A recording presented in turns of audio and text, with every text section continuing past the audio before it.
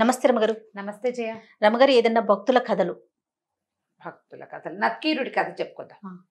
కాళహస్తీశ్వర మహత్యంలో చెప్పబడుతుంది ఈ కథ. అయితే పూర్వమట ఒక చెరువు గట్టు మీదకి ఒక కుష్టు వ్యాధిగ్రస్తుడు నడిచొస్తున్నాడు. కానీ కాళ్ళు చేతులు పాపం లేవు, కొంచెం బాగా తినేసి ముక్కు దగ్గర అక్కడ కూడా తినేసింది. కుష్టు అంటే లెప్రసీ వచ్చిన వాళ్ళు వైద్యాలు లేవు చేయ పాపం పాతకాలంలో. నడిచొస్తూ చెరువు గట్టు మీద కూర్చున్నాడు. ఆ చెరువులో చెట్టు మీద నుంచి ఒక ఆకు కిందకి పడి, ఈ ఆకు పడిన ఆకు చేపగా మరి బుడుంగమని నీళ్ళల్లో మునిగింది. అట్లా చూస్తున్నాడు, ఏమిటి ఆకు పడింది, ఆకు చేప అయిందే విచిత్రంగా. అక్కడి నుంచి ఈ ఆకుగా మారిన చేప అలా నీళ్ళ నుంచి బయటకు వచ్చింది. పురుగులాగా మారికి పరిగెత్తుకుంటూ వెళ్ళిపోయింది. మళ్ళీ వచ్చింది. ఈసారి మళ్ళీ చెట్టు మించి ఇంకొక ఆకు పడింది. అది గట్టు మీద పడింది, పురుగు వెళ్ళిపోయింది. మూడోసారి ఆకు ఎలా పడింది? సగం నీళ్ళల్లో సగం నేల మీద పడింది. ఇట్లా పడింది, గట్టు మీదకి కొంచెం, నీటిలో కొంచెం. ఇప్పుడు నీటిలో ఉన్న భాగం చేపగాను, మట్టి మీద ఉన్న భాగం పురుగుగాను మారింది. సగం సగం. పురుగేమో చేపను లాగేయడానికి ట్రై చేస్తుంది, చేప ఏమో పురుగును లాగేయడానికి ట్రై చేస్తుంది. అలాంటిది ఏదైనా కనపడుతుంది అనుకో, మనం సర్వం మర్చిపోయి అట్లా దానికేసి చూస్తూ ఉంటాం. వంగి దాంట్లో చూస్తున్నాడు.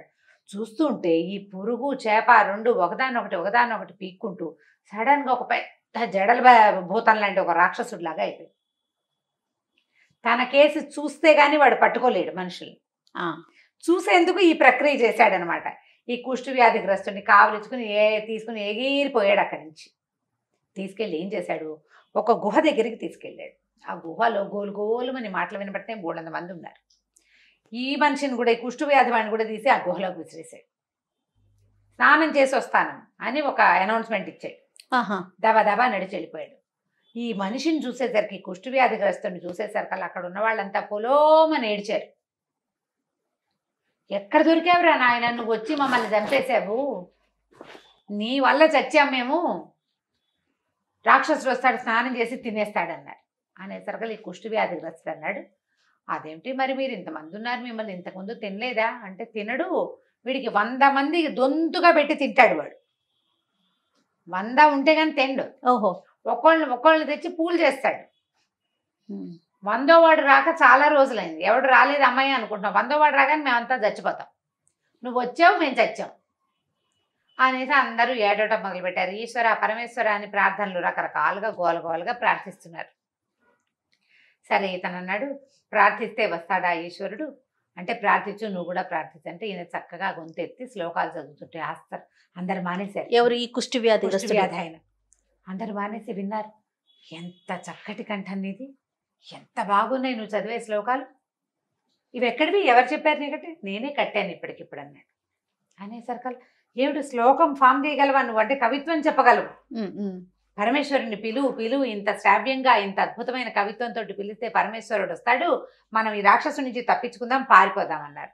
ఇతను అన్నాడు, పరమేశ్వరుడు రాడు నాయనా, పరమేశ్వరుడి వల్లే నేను ఈ దశకు వచ్చాను, ఓ పని చేద్దాం, పరమేశ్వరుడి కుమారుణ్ణి పిలుద్దాం అని చెప్పి కుమారస్వామి మీద ఒక బ్రహ్మాండమైన స్తోత్రం పాడాడు.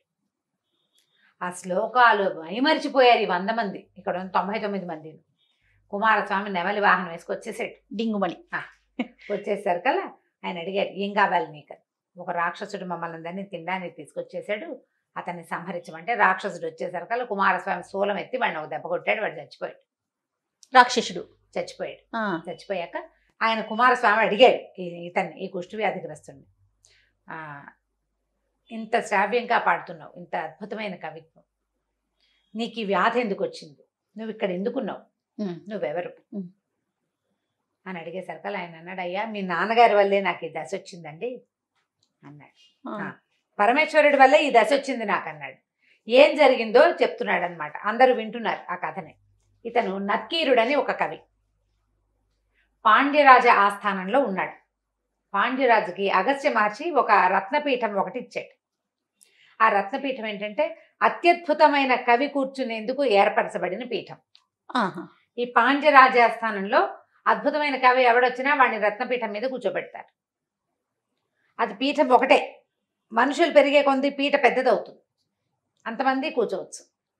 అట్లా 11 మంది కవులు చేరారు దాని మీదకి, ఆ రత్నవీపీఠం మీదకి. నత్కీరుడు 12వ వాడు. ఓ ఇతను చేరాక ఇక ఎవ్వరిని ఆ పీఠం మీదకి రానివ్వల. నత్కీరుడు ఎంత గొప్ప కవో అంత పెద్ద విమర్శకుడు, పొగరుబోతు, అంటే యాటిట్యూడ్ ఎక్కువ. ఇతని ముందున్న కవులు ఇతని కవిత్వాన్ని పొగిడారు, కానీ దాన్ని ఏకేకి మెక్కి తీల. ఇప్పుడు ఏదో ఒక వస్త్రం, ఇప్పుడు నీకు ఒక ఎర్రగుడ్డ నేను నీ చేతిలో పెట్టాను, అబ్బా ఎంత బాగుంది అంటే బాగుంది, దాంట్లో డిజైన్ తప్ప ఎంత చక్కగా డిజైన్ వేసాడు అంటే ఇంకా బాగుంటుంది. అదే నువ్వు ఆ గుడ్డను చేత్తో పుచ్చుకుని కొస చింపి ఒక్కో దారం తీసేవనుకో, నిలువోటి అడ్డమోటి 2 దారాలు వస్తాయి. అన్ని పక్కలకి తీస్తే వస్త్రము లేదు, డిజైను లేదు. కవిత్వం కూడా అంతే, వింటే బాగుంటుంది. ఏదైనా చిన్న చిన్న వ్యాకరణ దోషాలుంటే సరిచేస్తే బాగుంటుంది. అసలు నువ్వు అక్కడ ఆ భావం ఎందుకు పెట్టావు అని ప్రశ్నించడం మొదలు పెడితే కవిత్వం నిలవదు ఇంకా. ఈ నత్కీరుడికి ఆ గుణం ఉంది. ఎవరిని రానిచ్చేవాడు కాదు. సభలోకి ఎవ్వరొచ్చి ఏ కవిత్వం, ఏ శ్లోకం, ఏ పాఠం ఏది చెప్పినా అపరిమితంగా విమర్శించేవాడు. విమర్శించి కవుల్ని రానిచ్చేవాడు కాదు. మిగిలినంతా నత్కీరా భలేవాడివై, నువ్వు భలే పట్టావు తప్పు అని అందరూ శభాష్ అనేవాళ్ళు. శభాష్ అన్న కొందికి పెరిగిపోయాడు నత్కీరుడు. పెరిగి ఇంకొక కవిని ఆస్థానంలోకి రానివ్వకుండా చేసిన తర్వాత ఆ తర్వాత కాలంలో ఆయన ఒక రోజు వచ్చాడు. ఆయన ఒక సంస్కృతంలో మహాద్భుతమైన శ్లోకాలు కొన్ని చెప్పాడు, చాలా బాగున్నాయి. అయితే ఆ శ్లోకాల్లో భావం ఏంటి? సహజ సిద్ధంగా సుగంధం కలిగిన ఒక స్త్రీ, అంటే సహజ సిద్ధంగా కురులలో సుగంధం కలిగిన ఒక స్త్రీని గురించిన వర్ణన. అది సహజ సిద్ధంగా కురులలో వాసన ఉంటుంది. ఇప్పుడు పువ్వుల్లో వాసన ఉంటుంది, అవునండి. సాంబ్రాణికి వాసన ఉంది, కొన్ని చెట్లకి వాటికి ఆకులకి వాసన ఉంటుంది. జుట్టుకి సహజంగా వాసన ఉంటుందా? మనం ఏదైనా రాస్తే, ఏదైనా రాయాలి, పువ్వులు పెట్టాలి, ఏదైనా రాసి సాంబ్రాణి పొగేస్తే కుంకుడుకాయ పెట్టి రుద్దుకుంటే కుంకుడుకాయ వాసన, సన్సిల్క్ షాంపూ పెడితే ఆ వాసనే వస్తుంది. జుట్టుకి వాసన ఉండదు. సహజ సిద్ధంగా సుగంధభరితాలైన ఒక స్త్రీ కురులని గురించిన వర్ణన ఆ శ్లోకాలు. ఈయన నత్కీరుడు సహజసిద్ధ సుగంధమే ఉంటుంది నీ బొంద అని ఆయన ఎక్కిరిచ్చాడు. కవి తలకాయ దించుకుని వెళ్ళిపోయాడు. కవిత్వం బాగుంది, భావంలో బరువు ఇది. ఏ స్త్రీకైనా సహజంగా సౌందర్యం ఉంటుంది, నడుము సన్నడిది, భుజాలు వెడల్పు, పాదాలు చిన్నవి, అవి ఉంటాయి. జుట్టుకు సుగంధం ఏమిటి? అసలు నీ భావమే దిక్కుమాల భావం అన్నాడు. వెళ్ళిపోయాడు. ఈ వెళ్ళిపోయిన కవి కాసేపట్లో ఇంకొక ఆయన వెంబడి పెట్టుకొచ్చాడు. ఆయన ఎవడు ఇక్కడ ఈ కవిత్వానికి పేరు పెట్టింది? సహజ సిద్ధంగా సుగంధం ఉన్న కురులున్న స్త్రీ నాకు తెలుసు, నా భార్య ఆమె. నేను రాసి ఇచ్చాను ఈ కవిత్వం ఇతనికి, తను నా భక్తుడు, నేను రాసి ఇచ్చాను. ఆ కవిత్వానికి పేరు పెట్టిన వాడెవడో నిలబడమన్నాడు. నత్కీరుడు నేనేనన్నాడు. అనేసరికి పెద్దగా భువనభోంతరాళాలు దదరిల్లేలాగా పెద్ద శబ్దం వచ్చింది. ఢమరుకం మోగుతోంది, పెద్ద మెరుపులు మెరిసినాయి. ఈ కవి పక్కన నించున్నటువంటి పెద్ద మనిషి ఇంత ఆజానుబాహుగా శూలము సర్ప నాగాభరణాలతోటి దగదగాయమానంగా ప్రత్యక్షమైపోయాడు. అక్కడ పరమేశ్వరుడు స్వయంగా వచ్చాడు. పార్వతీదేవి అమ్మవారి కురులకి సహజ సిద్ధ సుగంధం కలిగిన కురులు అన్నారమ్మగారు. సహజంగా ఆ కురులకి సుగంధం ఉంటుంది. అందులో ఆ శిరస్సులో పెట్టబడిన కల్పవృక్షాల పువ్వులు కూడా ఆ వాసన స్వీకరించడం కోసమే ఆమె తల్లో కూర్చున్నాయని సౌందర్యలహరిలో శంకరాచార్యులు వారు చెప్తారు. నాకు తెలుసు కాబట్టి నేను ఆ భావాన్ని వీడికి రాసిచ్చాను, ఏది ఇప్పుడు వాదించు అన్నాడు. అనేసరికల్లా ఇతనేమన్నాడు, నీకు తెలుసయ్యా, మాకేం తెలుసు, ఊరుకోలే. అప్పుడు కూడా నత్కీరుడు పరమేశ్వరుడు చెప్పినా కూడా ఊరుకోవట్లేదు. పరమేశ్వరుడు ప్రత్యక్షమైతే సభలో ఉన్న వాళ్ళంతా ప్రణమిల్లిపోయి శంకర భవనాశన అని పద్యాలు శ్లోకాలు పాడేసి స్తోత్రాలు చేసి దండాలు పెట్టి పొరుదండాలు పెట్టేస్తున్నారు ఉన్న వాళ్ళంతా. అప్పుడు కూడా నత్కీరుడు దిగలేదు. దిక్కండా ఏమన్నాడంటే, నీకు తెలుసు, నీ భార్య తెలియదుగా, మాకు తెలియదు కదా అంటే ఈయన ఏమన్నాడు అంటే, నీకు తెలియనిది లేదంటావా నువ్వు? నీకు తెలియకపోతే నీకు తెలియదని అర్థం, లేదని కాదుగా. నువ్వు భగవంతుడిని కంటితో చూడలేదు, లేడా? గాలిని నువ్వు కంటితో చూడవు, లేదా? ఏది సుగంధం ముక్కుకు వస్తుంది, కంటికి వస్తుందా సుగంధం? లేదని చెప్పగలవా నువ్వు? ఇంత పొగరా, నీకు కుష్టు వ్యాధిగ్రస్తుడు అయిపో నువ్వు అని పరమేశ్వరుడు శపించాడు నత్కీరుడు. సాక్షాత్తు నేనొచ్చి అమ్మవారి కూరలు సుగంధ భరితాలని నేను చెప్తుంటే తలదించి ఒప్పుకోకుండా నీ భావం కరెక్ట్ అని నువ్వు ముందు వచ్చిన కవిని నువ్వు కట్ చేసింది కరెక్టేనని నువ్వు బాధిస్తావా?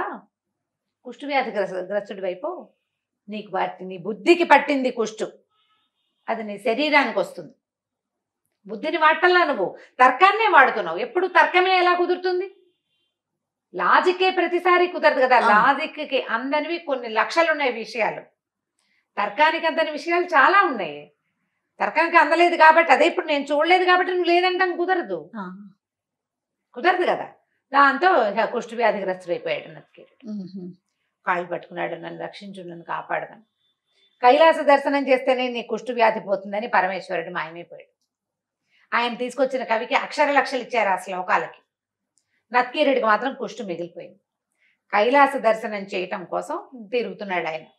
అప్పుడు ఈ రాక్షసుడికి దొరికాడు. ఓహోహో అని కుమారస్వామిని అడిగాడు, కైలాస దర్శనం చేయించు తండ్రి నాకు అని. తీసుకెళ్ళమని కుమారస్వామి అన్నాడు, తండ్రి శపించినవని నిన్ను తీసుకుని నేను కైలాసానికి తీసుకెళ్ళలేను. అయితే ఒక పని చేస్తా, భూలోకంలో దక్షిణ కైలాసం అనే ఒక ప్రాంతం ఉంది. ఆ ప్రాంతంలో ఉన్న కొండని కైలాస పర్వతం అంటారు. శ్రీకాళహస్తి క్షేత్రంలో దింపుతాను నిన్నని చెప్తే అప్పుడు ఈ కుమారస్వామి ఈ నత్కీరుణ్ణి కాళహస్తి క్షేత్రానికి తీసుకెళ్లి వదిలిపెట్టాడు. ఆయన అక్కడున్న సువర్ణముఖి నదిలో స్నానం చేసి ఆ కైలాస పర్వతాన్ని దర్శనం చేశాక కుష్టు వ్యాధి పోయింది. ఈ నత్కీరుడి కథని కాళహస్తీశ్వర శతకంలో కూడా ఒకటి శ్లోకంలో చెప్పబడింది. కాళహస్తీశ్వర మహత్యం కథలో ఇది చెప్పబడుతుంది అనమాట. ఆయనకి కుష్టు వ్యాధి పోయింది. మరి కైలాసానికి వెళ్ళాడండి తర్వాత? కైలాసం, ఆ కైలాసమే, ఆ కొండ పేరే అది. ఇంకంతే. ఆ కైలాసం చేస్తే దక్షిణ కైలాసం, భూలోకంలో ఉన్న కైలాసం అని పేరు. దాన్ని చూసేసరికల్లా ఈయనకి ఆ క్షేత్ర దర్శనం వల్ల క్షేత్ర మహాత్మ కథల్లో చెప్తారు. అప్పుడు ఆయన కుష్టు వ్యాధిని పోగొట్టుకున్నాడు. ఆ తర్వాత ఈ ప్రశ్నించడం ధోరణి మానుకున్నాడు అనమాట. ఎప్పుడైనా సరే మనకి తెలియకపోతే తెలియదు, లేదని అనకూడదు. అవునండి, లేదంటానికి వీలు లేదు. నీకు తెలియంది తెలీదు అంతే. ఈ కథని మనకి కాళహస్తి మహత్యం అంటే ఈయన పేరు చాగంటి వారు కూడా 2-3 సందర్భాల్లో చెప్పారు. ఈ నత్కీరుడి కథ కనుక వింటే మనకి కాళహస్తి యొక్క మహాత్మ్యం తెలుస్తుందని, ఆ ప్రాంతానికి వెళ్ళాలన్న, క్షేత్రానికి వెళ్ళాలన్న కోరిక కలుగుతుందని ఇలాంటి కథలు మళ్ళీ మళ్ళీ చెప్పుకుంటూ ఉంటాం అన్నమాట. మంచి అంటే ఆలోచించదగ్గ ఒక విషయం కూడా ఉంది కదా రమ్మగారు. భక్తి కథతో పాటు ఆలోచించదగిన విషయం ఇది. చాలా మంచి మాట అండి. తెలియకపోతే గుడ్డిగా వాదిస్తూ ఉంటారు, ఇది లేదు ఇది లేదు అని. నాకు తెలీదు అనే భావన కలగదు. అదే వచ్చింది తిప్పలు. రైట్ రమ్మగారు, నమస్తే అండి. నమస్తే. ఇక ఈ వీడియో కనుక మీకు నచ్చినట్లయితే లైక్ చేయండి, షేర్ చేయండి. మరిన్ని ఇంట్రెస్టింగ్ వీడియోస్ కోసం మా ఛానల్ని సబ్స్క్రైబ్ చేసుకోండి.